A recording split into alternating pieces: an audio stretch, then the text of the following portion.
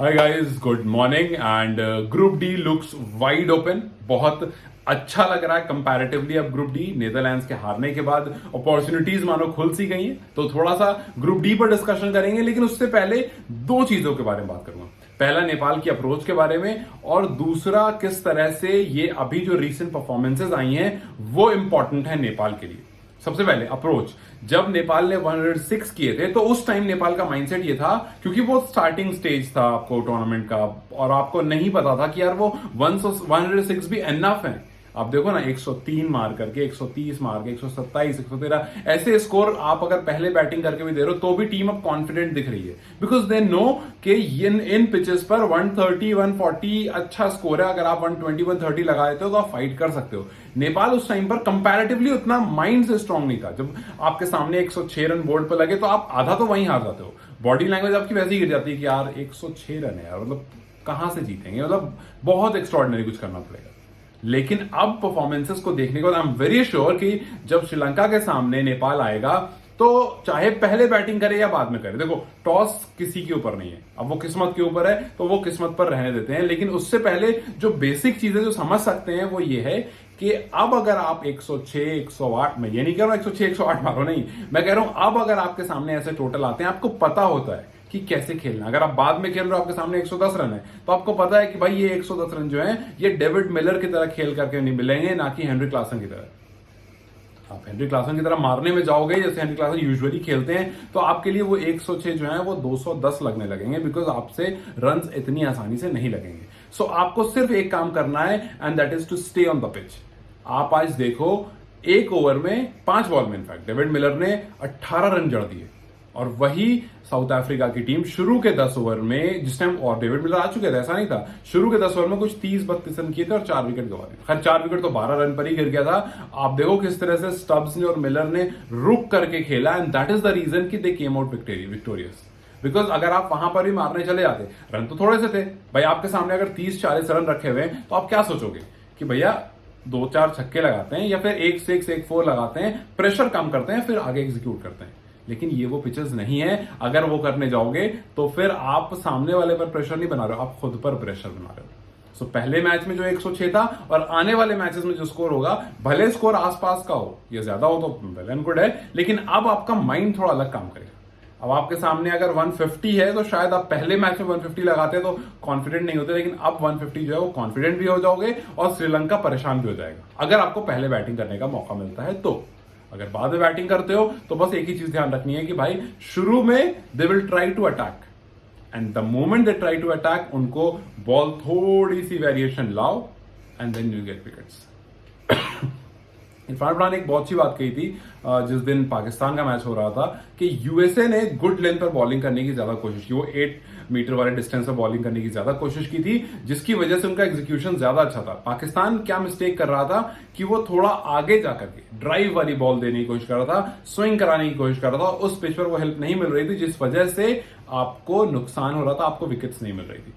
USA ने अपनी pitch भांप रखी थी कि भैया मुझे 8 मीटर वाली लेंथ पर कराना है, मुझे शॉर्ट वाली लेंथ ज्यादा पिक करनी है, मुझे स्लॉट वाली लेंथ नहीं पिक करनी है। और उनका जो पूरा मार्क आया था निकल करके, वो बहुत ऑब्वियस था। इरफान पठान बता भी रहे थे कि देखिए आपको ना ये चीजें पता चल जाती है शुरू में ही, और यूएसए ने अच्छा होमवर्क कर रखा था, उन्होंने इसके आसपास के अलावा बॉल फेंकी नहीं है, वो कंसिस्टेंट रहे। लेकिन पाकिस्तान ने बहुत ज्यादा वेरिएशन करा है, आगे ड्राइव वाली बॉल बहुत खिलाई, फिर पीछे खींच ली, फिर थोड़ा आगे करी, फिर पीछे खींच ली, उसकी वजह से कहीं ना कहीं उनको उतना फायदा नहीं मिल पाया। सो आपको प्री प्लान जाना है कि भाई आपको इन एरियाज में बॉलिंग करनी है, और सामने वाला जो है जैसे ही वो अटैक करने जाए, अपनी लेंथ अपने पास रखो, उसको चेंज मत करो। 1 लो, 2 लो, पिच इतनी अच्छी नहीं है कि उसके बैट पर आराम से आएगा, उसको 2 मार रहे हो तो तीसरे में वो खुद आउट हो जाएगा, बट पेशेंस बहुत जरूरी है। थोड़ा बॉल आगे पीछे करके जरूरत पड़ने पर, वरना उस लेंथ को पकड़ कर अगर आप बॉलिंग करोगे सो एग्जीक्यूशन उससे बहुत अच्छा होने वाला है। And I am very sure कि पिछले मैच में जो नेपाल का कॉन्फिडेंस था वो बहुत ज्यादा होने वाला है आगे आने वाले मैचेस में। खैर उस मैच में टाइम है, उससे पहले थोड़ा सा ग्रुप डी की तरफ देख लेते हैं। एक अच्छी बात यह है कि साउथ अफ्रीका बांग्लादेश का मैच हमसे पहले है, तो उससे और ये जो ग्रुप है थोड़ा खुल जाएगा। साउथ अफ्रीका मोस्ट प्रोबेबली इस मैच में जीत जाना चाहिए, अगर जीत जाता है तो हमारे लिए अच्छा हो जाएगा कि जितने पॉइंट्स है वो ऊपर वाले के जा रहे हैं, नीचे जो टीम्स है उनको कोई इशू नहीं है। फिर उसके बाद आप देखो बांग्लादेश के 2 मैच हो जाएंगे, 2 ही पॉइंट रहेंगे। नीदरलैंड्स के पास 2 मैच है तो उनके पास 2 पॉइंट है।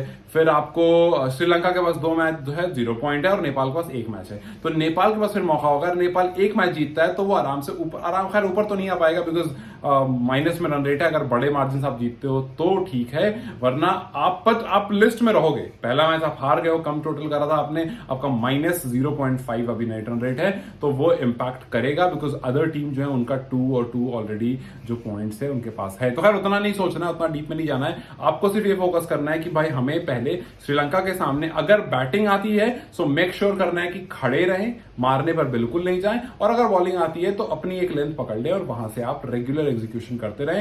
एंड आई होप कि रोहित जो है वो बॉलिंग वेरिएशन अच्छे से यूज करे, आपको डेफिनेटली वहां से रिजल्ट मिल जाएगा। क्योंकि आप देखो बड़े बड़े बैट्समैन जब स्ट्रगल कर रहे थे तो it is very very obvious कि ये भी स्ट्रगल करेंगे। खैर उससे पहले मतलब वो तो 2-3 दिन 4 दिन बाद है, बट आज ग्रुप डी का मैच था इसलिए डिस्कशन जरूरी था कि कहां पर क्या करना है। एक बड़ा मैच है इंडिया वर्सेस पाकिस्तान, उसके बारे में एक सेपरेट वीडियो ऑब्वियसली बनाऊंगा और उसमें से आप लोगों से मुझे कुछ पूछना भी है, सो उस वीडियो को जरूर देखना। मोस्ट प्रोबेबली मैं 3 बजे के आसपास उस वीडियो को डालूंगा, तो उस वीडियो को जरूर देखना और जो उसमें मैं पूछूंगा उसको मुझे बताना जरूर। एंड देन उसका देखते हैं कि जितने लोग मुझे देख रहे हैं, जितने लोग मुझे सुन रहे हैं, उनका क्या पॉइंट ऑफ व्यू है, वो इस चीज को किस तरह से देखते हैं। तो फिलहाल के लिए हमारा जो ग्रुप डी है वो खुला हुआ है और ऊपर वाले ग्रुप्स में ऑस्ट्रेलिया ऊपर आ चुकी है और फिलहाल एक ग्रुप में तो यूएसए ऊपर है। लेकिन यार इस पूरे ग्रुप में अगर मैं किसी एक टीम से बहुत ज्यादा कन्विंस्ड हूं, और खास करके मैं बता रहा हूं उन टीम की बात कर रहा हूं जिस टीम के बारे में हमने एक्सपेक्टेशन नहीं रखी थी, वो टीम ऑब्वियसली यूएसए है। और उसका रीजन ये है कि आप देखो आपने टीम्स ऐसी रखी थी कि भैया 2-2-2-2-2 ये सब आगे चली जाएंगी, बाकी टीम्स पीछे रह जाएंगी। आपने प्लेइंग 11 या अपना स्क्वाड आप लेकर के जो गए थे ना, जो सारी टीम का स्क्वाड आप देखोगे, आप सोचो ना ऑस्ट्रेलिया अब इस बात के लिए पछता रहा है कि यार मैं स्टीव स्मिथ को लेकर क्यों नहीं आया। इंडिया कहीं ना कहीं इस बात को लेकर के पछता रहा है कि यार केएल राहुल को अगर लाते तो ज्यादा बेहतर होता, क्योंकि इन पिचेस पर जो स्लो पिचेस हैं यहां केएल राहुल ज्यादा फायदा देंगे। तो खैर ये थोड़ी सी छोटी बहुत चीजें जरूर है, आई होप उसमें हो सकता है कि आपको संजू सैमसन कहीं पर किसी मैच में दिख जाए। अभी आगे आने वाले जो मैचेस जो है, जो यूएसए और कनाडा में होगा, हो सकता है यूएसए और आयरलैंड का तो हो चुका, कनाडा रह रहा है, ठीक है, तो यूएसए और कनाडा का अगेंस्ट होगा, उसमें हो सकता है आपको संजू सैमसन दिख जाए। लेकिन आई नो कि ये जैसे ही आपने पिचेस देखा ना, आप कंफ्यूज हो गए हो कि यार हमने कहीं ज्यादा तो नहीं भर लिया। अच्छी बात है आपके पास विराट कोहली थे, बहुत सारी टीम के पास जैसे कुछ ऐसे प्लेयर्स मिसिंग हैं जो अब वो सोच रहे हैं, जैसे स्टीव स्मिथ, कि यार अगर इसको टीम में रखते हो तो शायद ज्यादा फायदा होता। खैर अब तो आप कुछ नहीं कर सकते हो, बट इसी टीम के साथ आपको आगे बढ़ना है। मेरा बस एक मानना है कि इन पिचेस पर एशियन कंट्रीज को रूल करना चाहिए। अब तक वो नहीं दिखा है, आई होप कि आगे आने वाले मैचेस में दिखे। सिर्फ एक अफगानिस्तान है जो रूल करती हुई दिख रही है एशियन कंट्रीज में। इंडिया का मैच है पाकिस्तान से, वो दिख जाएगा, दोनों एशियन ही है उसमें, तो खैर उसका डीप बाद बात करूंगा, वरना बहुत लंबा डिस्कशन हो जाएगा। खैर अभी फिलहाल के लिए आज के बाद इस ग्रुप डी में बहुत सारी चीजें खुली हुई हैं और एक साउथ अफ्रीका और बांग्लादेश वाला मैच है, उससे चीजें और क्लियर हो जाएंगी, अनलेस बांग्लादेश जीत जाए उस मैच, मतलब नहीं जीतेगा तो ज्यादा बेहतर है। अगर जीत जाता है देन थोड़ा सा प्रॉब्लम आ जाएगा, बट अगर साउथ अफ्रीका जीतता है, वी वांट कि साउथ अफ्रीका जीते ताकि ऊपर वाला मामला जो है वो अपना बढ़ता रहे। ठीक है भाई, फाइट नीचे वाले के लिए रहे तो देखने में ज्यादा मजा आएगा। But as of now Netherlands इस ग्रुप में सबसे बेहतरीन क्रिकेट खेल रहा है साउथ अफ्रीका के बाद। सो टेक्निकली मुझे उनको देखकर काफी अप्रिसिएशन लग रहा है, एंड आई रियली होप कि आने वाले टाइम में जब नेपाल अभी परसों तरसों वेंसडे वाइगस मैच है, वेंसडे को खेले, तो अब हम बात करें तो हम उसके बारे में उतनी पॉजिटिवली बात कर पाए। खैर let's see what happens, till then you guys take care.